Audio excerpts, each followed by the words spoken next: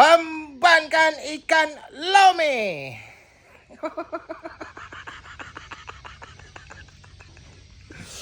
Jadi Wak, punya cerita hari ni kita nak masak ikan lome dulu Wak. Dah lama Wak aku tak makan ikan lome ni Wak. Jumpa pula tadi Wak. Kawan kita jual ikan baru balik menjaring kan. Apa lagi lah. Bapak-bapak sedap ngerok ni Wak. Kita siang dulu Wak ya. Sudah siap Wak, kita siang ikan lome ni Wak. Lanjut kita nak masak lagi Wak ya. Hambankan kuali.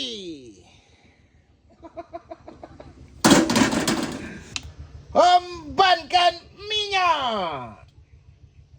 Hambankan bawang.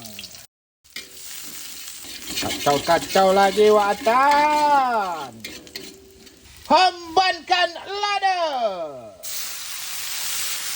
Hambankan air asam. Hambankan daun kunyit.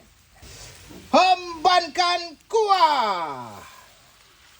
Hambankan mecin. Hambankan garam. Hambankan lome.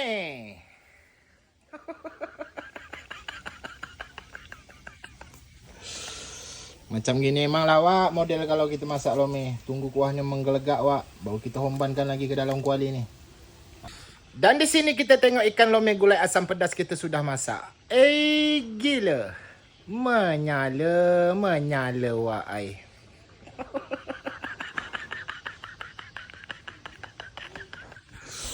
Gila Wak ai. Dah lama tak makan lome Wak. Bukan dia pada setengah tahun. Hombankan ikan lome lagi Wak. Hombankan lagi Wak. Hombankan kuahnya Wak. Mantap betul lah ni Wak.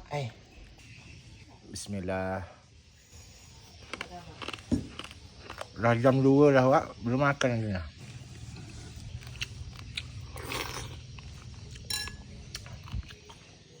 Wak dah lama tak makan lome Wak. Bapak-bapak lemak.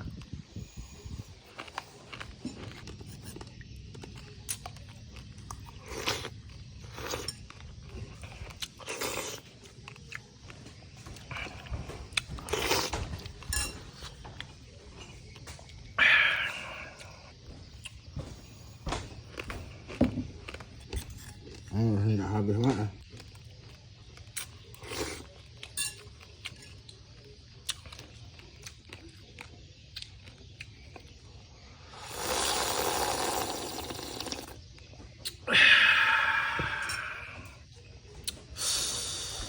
Gila Wak.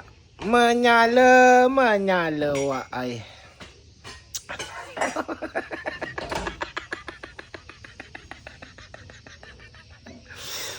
Gila.